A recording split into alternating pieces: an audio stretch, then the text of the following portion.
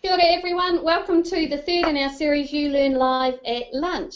We're here with the research panel today who are going to be talking a little bit about what they're doing at uLearn 15. So welcome along. I'm Tara Fagan, I'm a facilitator with Core Education. I'm based here in Wellington.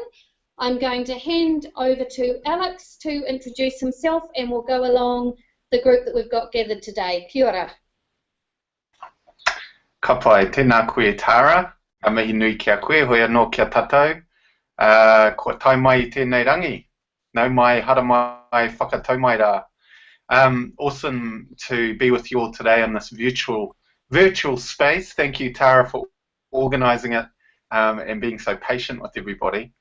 So I'm Alex Hortede-Barnes and I work for Core as a researcher and evaluator alongside my trusty colleague Kieran Davis, who I'll be passing on to next.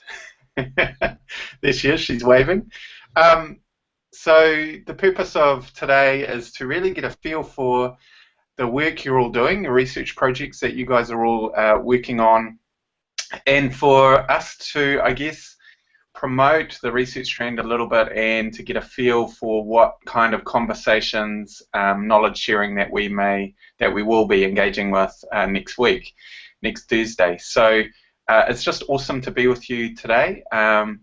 It's pretty loose, like Tara said. I mean, we're going to, I guess, have a bit of a round robin and perhaps just introduce our topic that we'll be presenting on, why we chose it, what we found, things like that.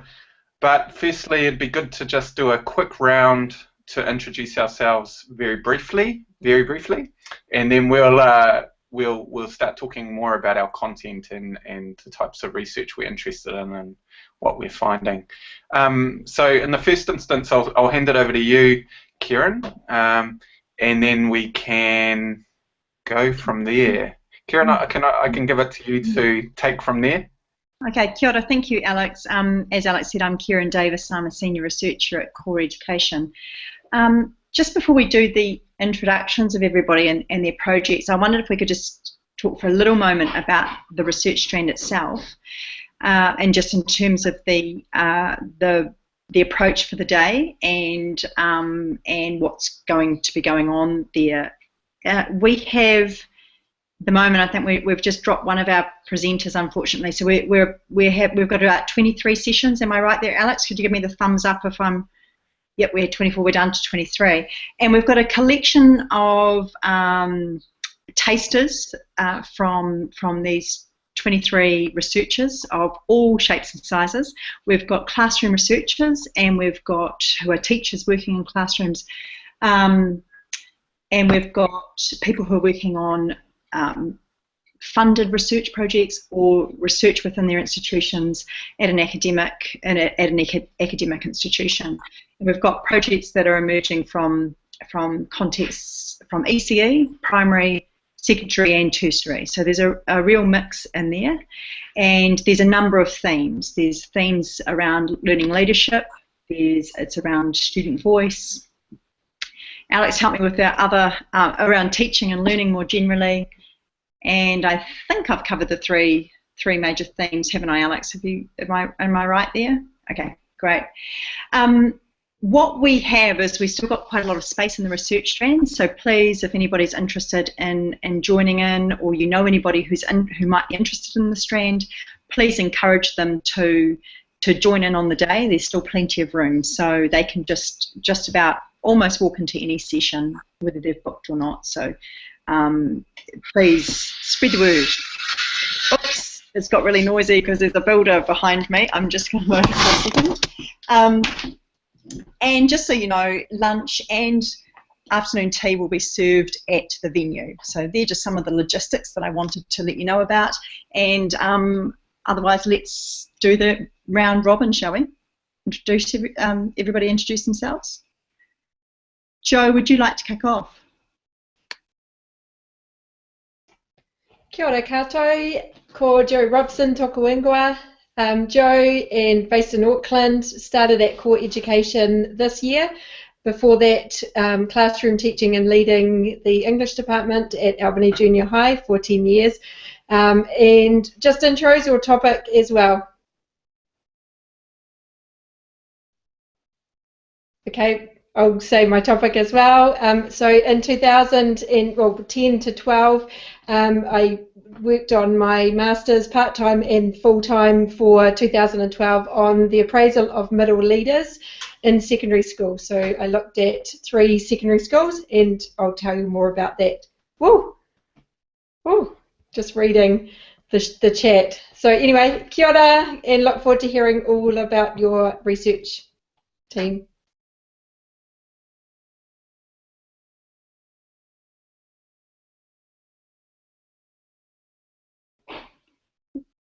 Who would like to go next?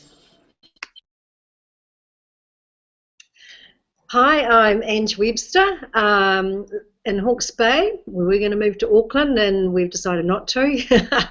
I'm full-time masters on my thesis this year, having was the last stage of my masters. Stepped out of the classroom to do that.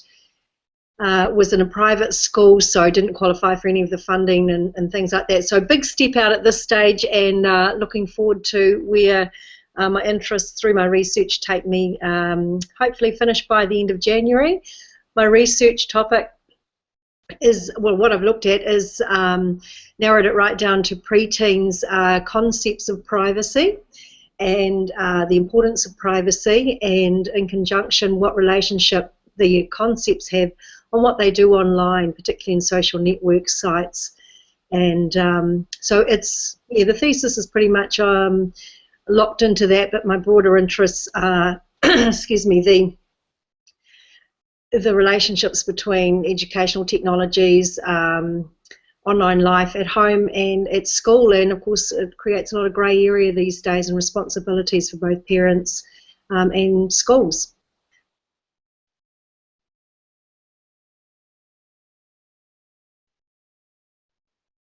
Great, thanks Angela, that's lovely. Who would like to go next and introduce themselves?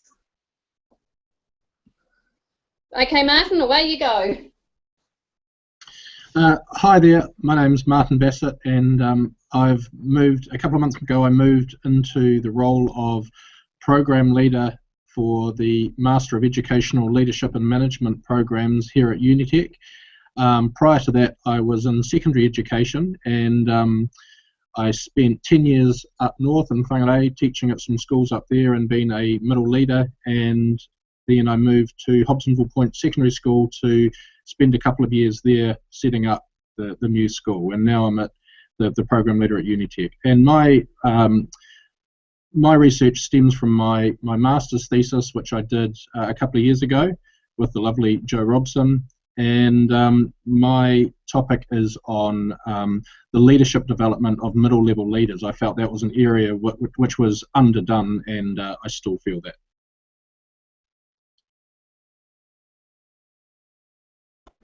Kia ora, thanks Martin. Right, David, I think you must be next up to introduce yourself. Yes, hello. This is an interesting experience. Always good to try something new.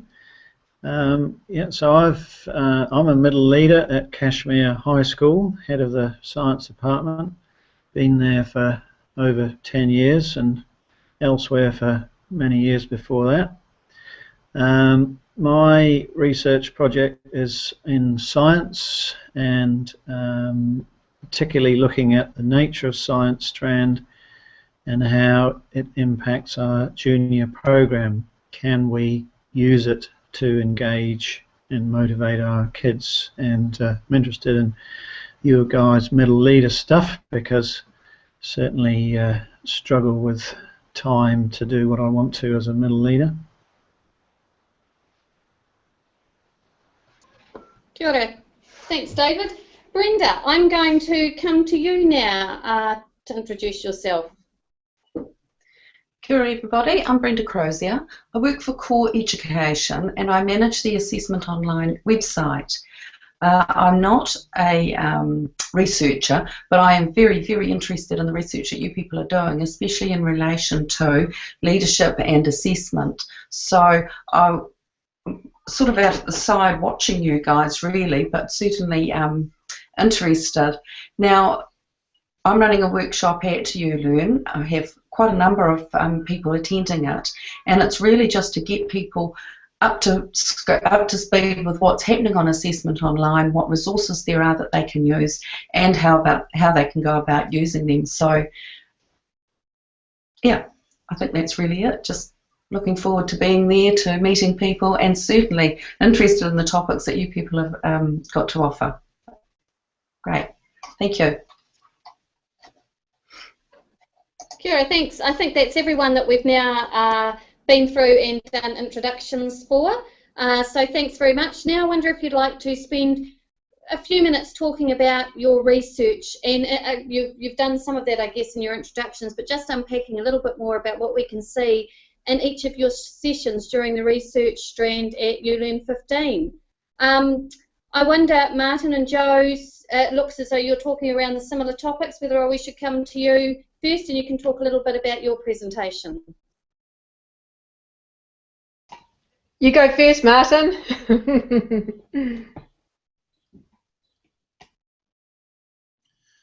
Thanks. Okay, kia ora everyone. So my research is, the title is Middle Leadership in New Zealand Secondary Schools, a complex role with many challenges. My research set out to examine the expectations of middle leaders in New Zealand secondary schools and the challenges they face. Really, this interest, this area was, came about from my role as a middle leader. I was a middle leader for over 10 years in 3 different schools, and throughout that time I never received leadership development. I received advice from colleagues, but it was often a bit ad hoc and often contrary to the management theory. So that's what prompted me to look at this area. I felt that surely I wasn't alone and that there must be other people that were in the same position. So what I did is I did a qualitative survey with middle leaders, senior leaders and boards of trustees in 5 different secondary schools, and asked their perspectives on leadership development and what was happening in their schools, and looking at leadership development practices. It was really, really interesting. There was quite a lot of understanding and between them about some of the expectations. So the general expectations of middle leaders were around curriculum leadership, developing their staff. Joe, there's a man climbing up your roof. And developing staff and then administrative tasks. Those were the main expectations. The challenges, those led to some quite significant challenges. One has already been mentioned, and that is time. Obviously, time was one of the main challenges faced by middle leaders. Many of them having to, complete their management role at home, or felt it encroached onto their teaching time. They also felt a tension between leading a department but also operating within the wider school context, that there was a tension between trying to implement school-wide policies within their departments that were sometimes at odds. And also they felt that they were not developed or unprepared for the role that which they were expected to carry out, which was very similar to what I had experienced myself, that there was a definite lack of leadership development. And so if on Thursday in the research strand I'll be looking at examining the expectations of middle leaders, discussing the challenges that they face, and then exploring strategies to support middle leaders to undertake their role effectively. So that's what I'll be looking at. Kia ora, Martin. Awesome. Nice segue into my own research. And if you haven't already worked it out, the photo in Martin's office is us at our graduation. So the journey was a professional journey and personal journey as well. So like Martin, a middle leader for 10 years. And for me, the other side of the coin was appraisal, or lack of appraisal. So for me, the impetus for my research stemmed from the fact that as a middle leader, I was appraising at least 4 or 5 staff every year, yet I was not being appraised and therefore not also being developed. So I guess for me, that hunch, I felt that I wasn't alone, and set out to also complete a qualitative study. Interviews, so first of all, document analysis, so of the policies around each school's appraisal, then the questionnaire to find out what middle leaders, where they were at, the role that they were undertaking, and their own experiences of appraisal being done to them or not, and then thirdly, what what could be happening. So for my study and for the research taster next Thursday, I guess what I'm wanting to look at and have been doing further reading is that study was conducted in 2012, then went back into schools 2013 and 14, and now working at core education from this year. The further research that I've been reading indicates that appraisal of middle leaders is still not effective in many schools, and so why should it be effective? Why should appraisal be happening for middle leaders? So looking at the importance, and looking at the benefits, obviously, for improvement for student outcomes ultimately to achieve, and then thirdly, looking at recommendations that I made based on my research, and subsequently things such as the error report that came out last year in 2014. It's mirroring what I discovered from my own findings. Obviously there were limitations to that. It was a small scale study, but certainly that process, and just looking at the value of appraisal and where to from here. Kia ora. Kia ora. Thanks, Jo and Martin. That sounds really interesting. And just as I've been listening to you and to everyone, I can see I'm going to need to change some of my breakouts to make sure I'm here at some of the research strands. David, I'm going to hand over to you now and get you to add a little bit more about your presentation during the uLearn research strand. Kia ora. Thank you very much. Yeah, well, I seem to be a lone voice about science at uLearn, so I'm very passionate about that, and think that the nature of science strand, as described in the curriculum, is really crucial to getting kids engaged, enthusiastic, and making science work. So I'm doing a Doctor of Science degree with Curtin University in Perth, and have been for the last 5 years. And so we're looking at our Year 9 group, done 2 huge surveys of them with questionnaires at the beginning and end of the year. What do they think about science? What are their attitudes to science? I've interviewed the kids and teachers as a result of those surveys. Were the teachers, and I've focused on the sort of unusual results. Were teachers surprised at the kids who were engaged or not engaged, and why was that? What were they doing in their classrooms? And then I've also done a big survey of all our science staff to find out what their views are on the nature of science, because the literature says that most teachers have a pretty poor understanding of the nature of science. But interestingly, in our school, and perhaps one of the reasons that it is working, is that all our teachers have a really good understanding, and we have a collective vision about how we want to deliver science, and it really appears to be working. And the curriculum change gave me license and confidence to change what we were doing at the school. So then I observed quite a lot of lessons, and that links to your middle management stuff, because I did get a study leave last year, and so spend a lot of time interviewing, observing lessons, interviewing kids, interviewing teachers, writing resources for teachers, all the stuff that I would love to do as a middle leader and can see it really making a difference in the classroom. So I know it works, and teachers are really grateful for the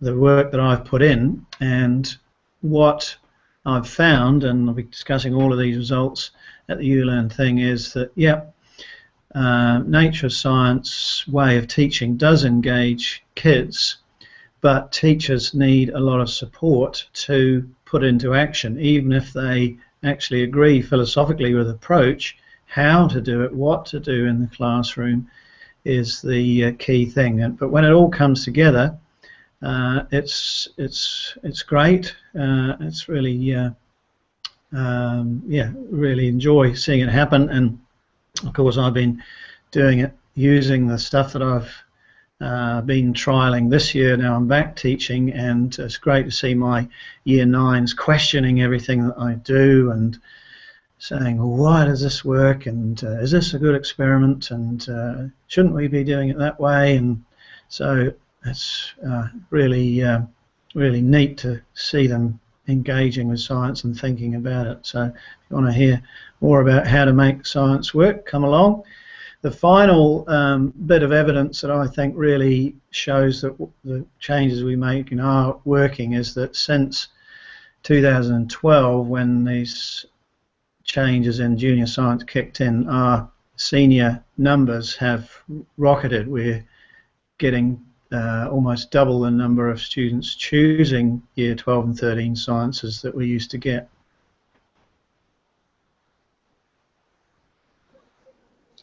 Great, thanks David. It sounds really, really interesting, and just while you were talking there was a bit of a flurry of activity on Twitter about your presentation on science. By any chance, are you on Twitter? I think people are looking for you, Handle, if you are. I think there's a few questions that people would like to connect you with. I'm somewhere on Twitter.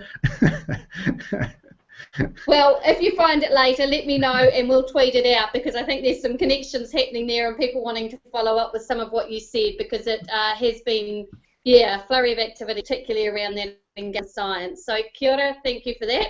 Right. What I'm going to do now is I'm going to pass over to Angela to talk a little bit more about her. Perhaps then Kieran and Alex and Brenda will come to you, because I know your presentation that you're doing is really important too. So so we'll finish with the research strand and come to you. So over to you, Angela.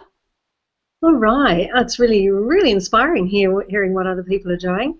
Okay, so look, I've been in teaching for many, many years, teaching primarily primary and intermediate children, but my teaching experience has extended down in kindy when our daughters were little, and into adult education across the years.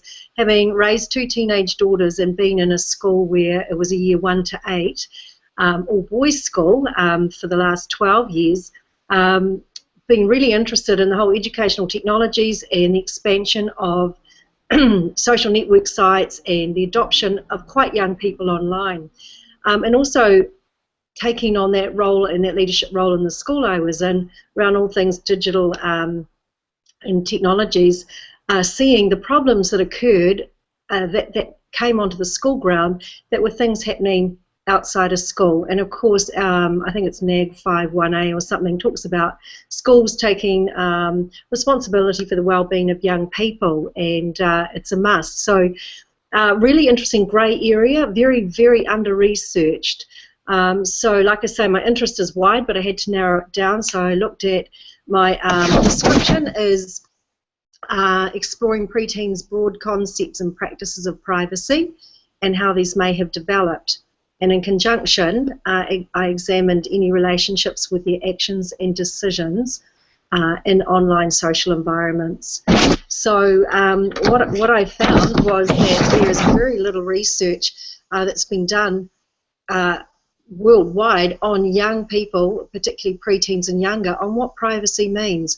I structured a qualitative survey in 2 parts. The first part was all about just what is privacy and is it important, and I configured it that it wasn't in relation to the online environment. The second part of the survey was all about everything online.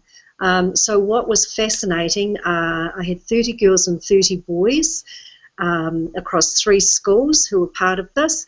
They were aged between 11 and under 13 years of age, and all had to be on a social network site as part of the criteria to participate in the survey. So in other words, I had 60 participants who were all underage users, and whose parents consented to them being part of the research. So quite a few little underlying interesting concepts there.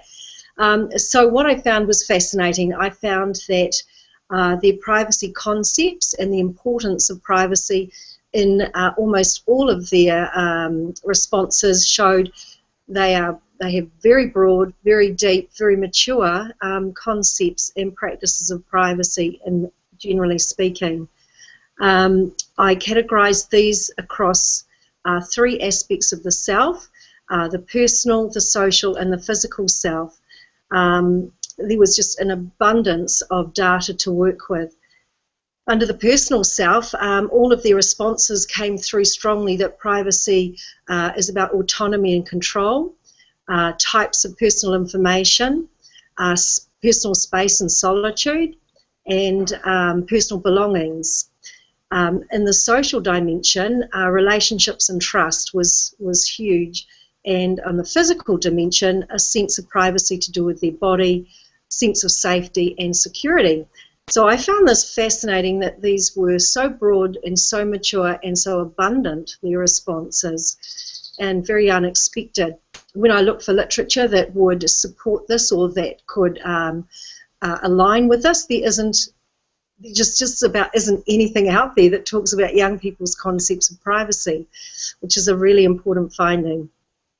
So then the second part of the survey looked at the use of devices and the use of social network sites, what they were on, what they were using, the role that their caregivers had in oversight or mediation, rules, agreements, what was happening in the home.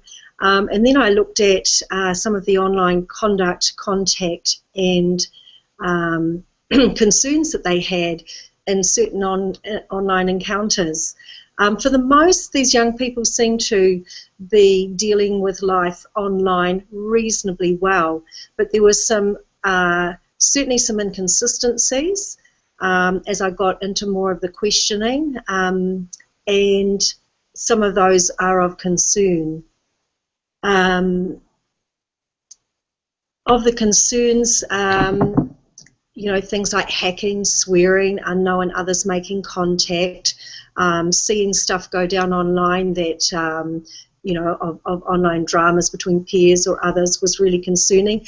And what was really interesting were those who had high levels of concern over an encounter online but did something about it or chose not to do something about it. So I explored that more fully and found that some of the things that they did, some of them trusted others like family or friends.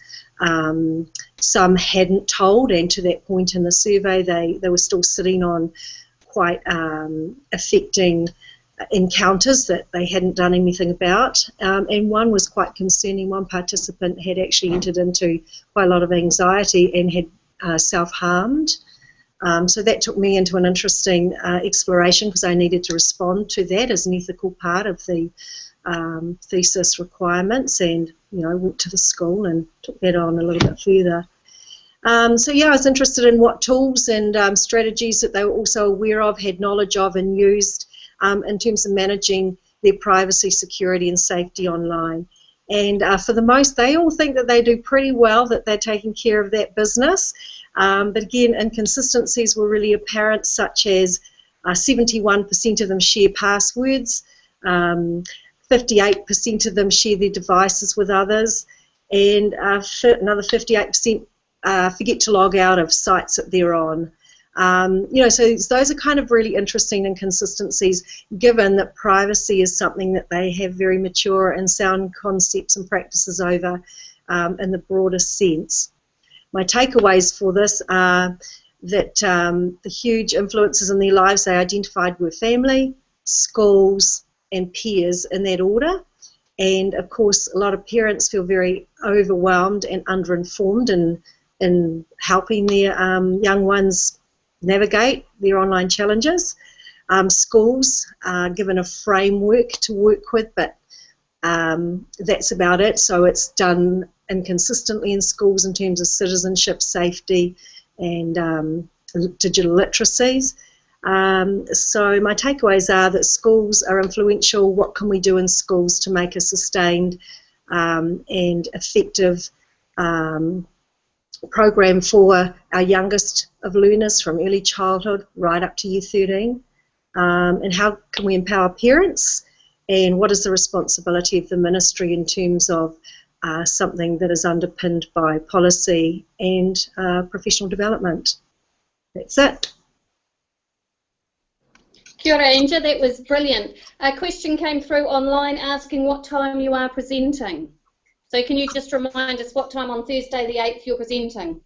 I think I'm the last slot before lunch.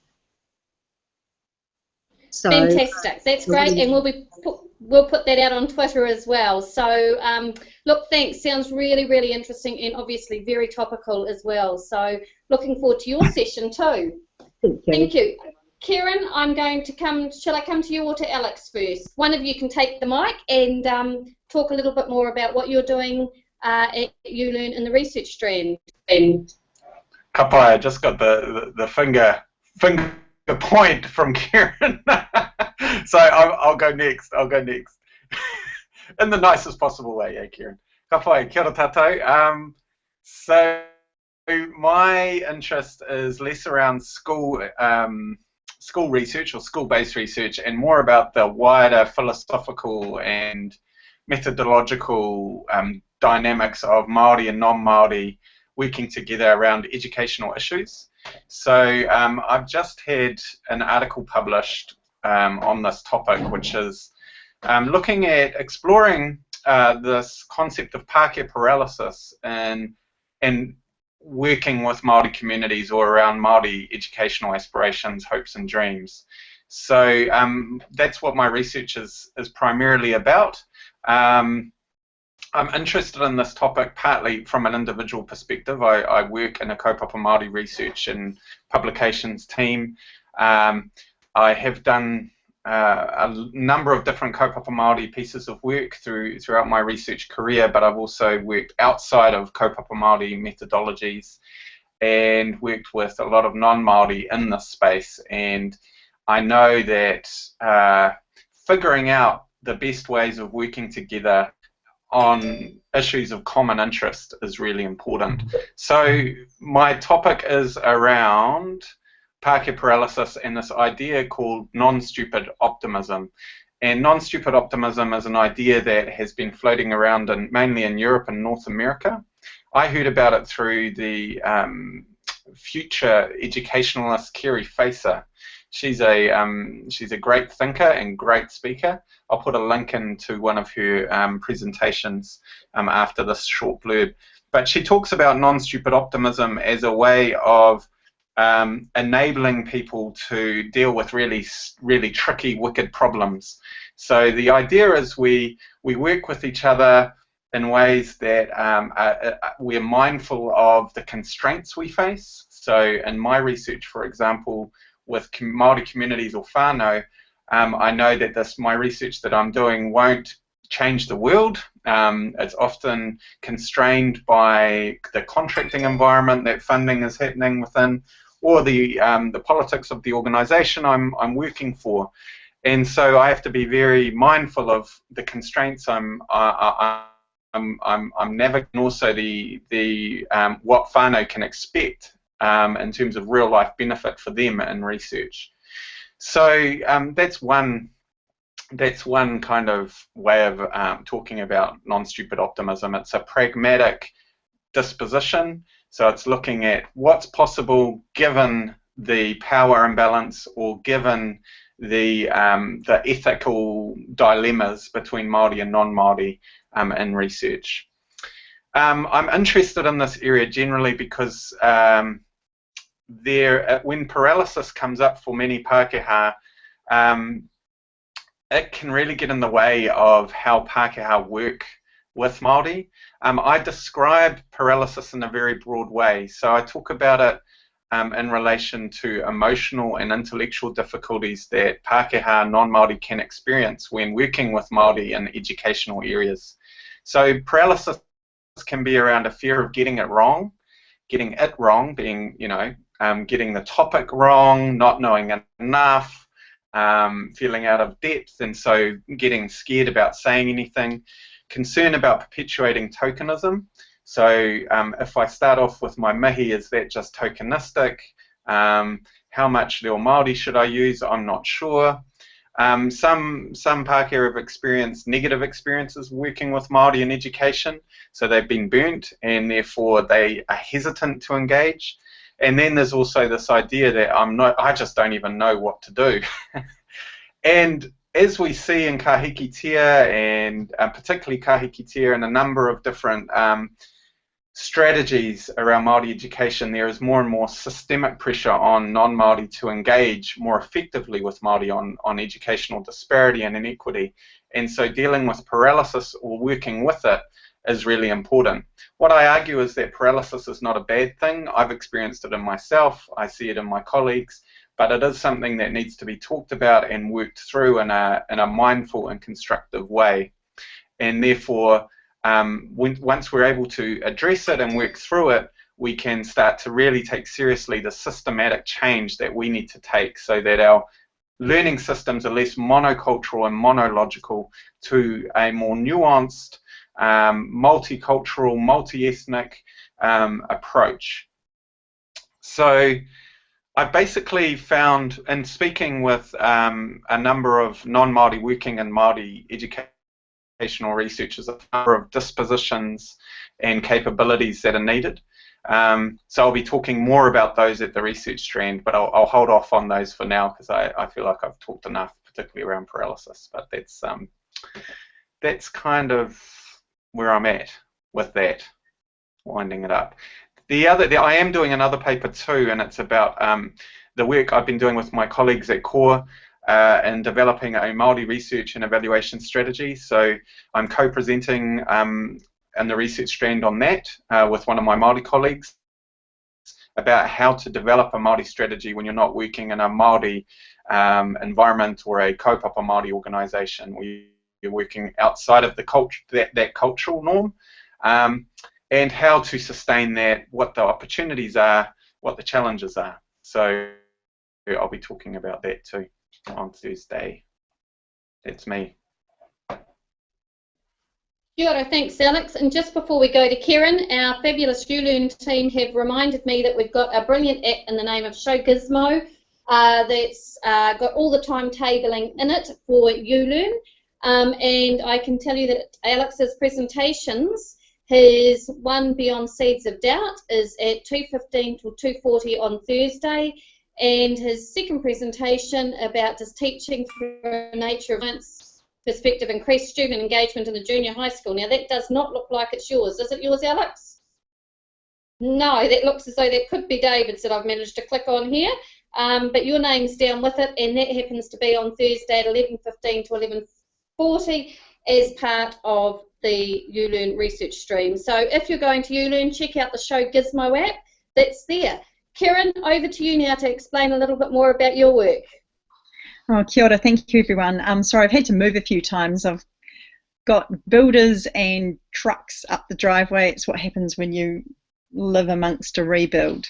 The research work that I'm going to share at uLearn is around a Teaching and Learning Research Initiative project that is began in January.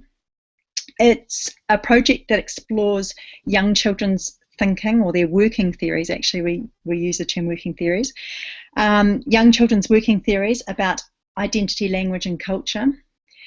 And it's an exploration of how young children express their ideas and understandings about these things, both for themselves and the ideas and theories they're developing about others. This project actually builds on another TLRI project that was funded in 2009 and 10 that explored working theories and children's working theories. And at that time, we worked with families to explore what young children's thinking was about. So I'm talking in ECE, to explore how children were expressing their thinking and what sort of things they were thinking about and how they expressed those things. That project was incredibly successful, and there's a big body of work that has been generated out of that project over the last few years. The new project picks up on the more complex issues around that social, around more the trickier space of identity, language and culture. I don't think there's many studies out there, bar the anti-bias work that's gone on in the US over a number of years, that really explores what children are thinking about when it comes to identity, language and culture, and then how they're expressing those things. And then the flip side of that is, what do teachers do with this? How do they work with this? How do they work in a way that fosters children's thinking and the development of their theories in positive ways that avoid hijacking children's thinking or silencing discussions around identity, language and culture? So it's a challenging project. It's also a fun one because our focus is very strongly on children and what they're doing. And it's tricky for adults to really listen to these things and listen to them well. And it's even trickier when you're doing it with very young children. So the project that we're working on at the moment involves children who are 3 and 4. And our hope is that, you know, if we had some more funding, that we would track those children into school and watch the development of their theorising together with them and their teachers in school and their families. The idea of working theories as a concept is derived from Guy Claxton's work, which he began to develop about 25 years ago, that basically theorizes that learning can be understood as a process of developing and editing mini theories. So you're constantly through your life developing mini theories about the world and your place in it. And the idea of working theories as a concept is positioned very strongly in Te Whāriki, the early childhood curriculum. So that's why we picked it up in the first place as an idea, because it wasn't well understood. It was talked about in a light kind of way, but the connection between children's ideas and knowledge with dispositions was not well constructed. So I think we're making an important contribution to that. It's ongoing, and something that's really exciting about our project is that we've brought 2 teams of teachers together to do this work. One of those teams is, I guess, what you would call for lack of a better word, a mainstream English medium early childhood service, early childhood centre, where the teachers are predominantly Pākehā, although that's not really true. It's been understood as a Pākehā service, if that makes sense. But actually, it's actually a multicultural service that is operating in a very Western Pālangi way, Pākehā way. And then we have another early childhood service, which is a Samoan immersion. So it's a Samoan language nest in Orangamata. So the language of instruction is Samoan, and it's deeply embedded in the Samoan culture. So what we're doing is not only are we bringing these teachers together to talk about some of these issues and unpack some of their ideas about children's thinking around identity, language and culture, but just by bringing those teachers together, we're you know, that on its own is creating all sorts of interesting development. But then what those teachers are now doing is bringing the children together, and they're playing around with ideas. What happens when the children are exposed to something that's very Samoan in the Samoan immersion setting, and then those children go back to their English medium centre? What do they do with that new piece of knowledge? How do they play out this thing that they've just seen? So we've been tracking those children as those sorts of practices have gone on. And just last week, the Samoan children came to the English medium centre. So we've been tracking the development of children's thinking in ways that we hope will make a big contribution to understanding what young children are thinking about, and what are some of the theorising that they're doing from a young age, and how adults can work in that space to better support the development of young children's thinking about identity, language and culture. In a nutshell, that's about it, and it's a work in progress. So the funding only started in January, and we will be funded until the end of next year. So what I'm going to be presenting are some examples from the data, very much a work in progress, but I'd like it to be a conversation over some of the young children's thinking. And I think while they're young children, what they're going to teach us a lot is about, for all of the sectors, and certainly for adults interested in going into these places with children. Thank you. Kia ora, Kieran. Another great session that I will be sure to put up. Now, I've just looked up on my Show Gizmo app that I've got here with all the uLearn sessions, including the uLearn Research Strand on Thursday the 8th of October. And your session in Young Children's Working Theories, Kieran, is on at 11:15 till 11:40, so people might like to check that out. Look, thank you to the Research Strands. It certainly sounds really interesting. I can see Kieran's calling you to come along. Well worth it. We're just going to take a slight change now and come to Brenda, who's going to be talking about her presentation about the work that she's doing. So Brenda, over to you, and we'll hear a little bit more about your presentation. Thanks, Tara. Kia ora, everybody. I'm sort of doing a presentation, but it's more of a workshop than a presentation.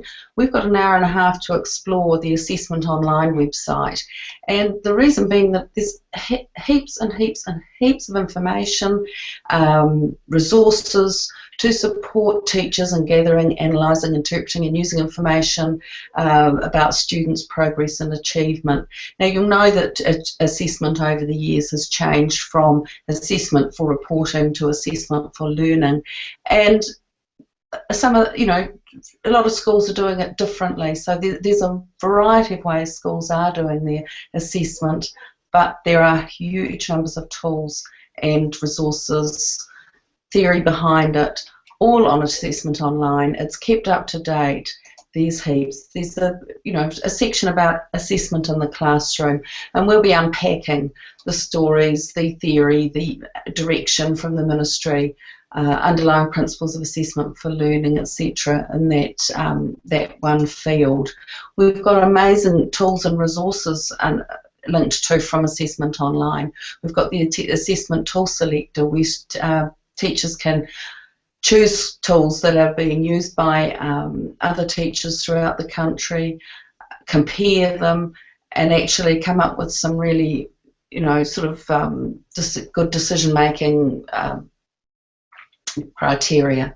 So we've also got the assessment What Next section on Assessment Online, which teachers can use for finding out where their students are at, and then finding resources that can take them further in their learning. So all those sorts of things we'll be exploring in our workshop. We've got the section on evidence for learning with amazing information and tools in there. Once again, we'll be exploring those. Moderation and overall teacher judgment are pretty big, and there's a lot of confusion out there as to what makes good moderation, what makes good overall teacher judgment, and what can support that. Once again, we'll be looking at some of the resources there that some of them have come from teachers' workshops that have been happening around the country. We'll be sharing those and finding out how to use them. And of course there's also reporting to parents and whānau.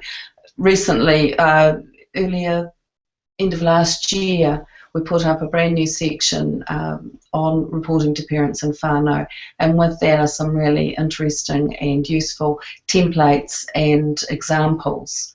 We've got video gallery with some stories and videos of what's happening in schools. So our job, or our workshop, will be just exploring and sharing that information, but not just talking about it, actually getting in there and finding it and making it useful. So that's us. Enjoy, join us and enjoy. Kia ora. Thanks, Brenda, and it sounds like a really useful workshop to go along to, particularly not only because you get to explore the tools while you're there and see how they're being used, but you get to actually look at things like being able to report to parents and whānau at the same time. So, look, I can say that your presentation is on Wednesday, so it doesn't clash with the research strand, so it's Wednesday 2 o'clock till 3:30, and that is at the Ridges, Kingston Room 2. So if you're coming to uLearn, definitely check it out here. And of course, I also know that the Assessment Online team have some excellent resources online if you aren't able to be at uLearn. So we'll put some of those links up online for you. We'll also put the presentation up to Tara, so just a reminder there. Fabulous. Presentation will be going up online as well, so that is just excellent. Look, I'm going to close this off now. I would like to thank each of the presenters for coming along and sharing about the research strand. I know you've thrown my uLearn timetable into complete chaos, because everything that I was going through now, I'm going to have to reschedule and incorporate a lot more, if not all of the research day into my bookings. So look, thank you very much. It's been brilliant. Thanks to Brenda. I'm also going to be at that Assessment Online workshop as well. So thank you, everyone. Ngā mihi nui. Have a great rest of the day. Thanks for joining us for lunch. Don't forget to check out the Connected Educator site. This recording will be there along with a whole lot more. And we've got our final in the series of uLearn live at lunch sessions tomorrow. So we'll see you online at 12:30. Kia ora, everyone. Kia ora. Kia ora. Thank you.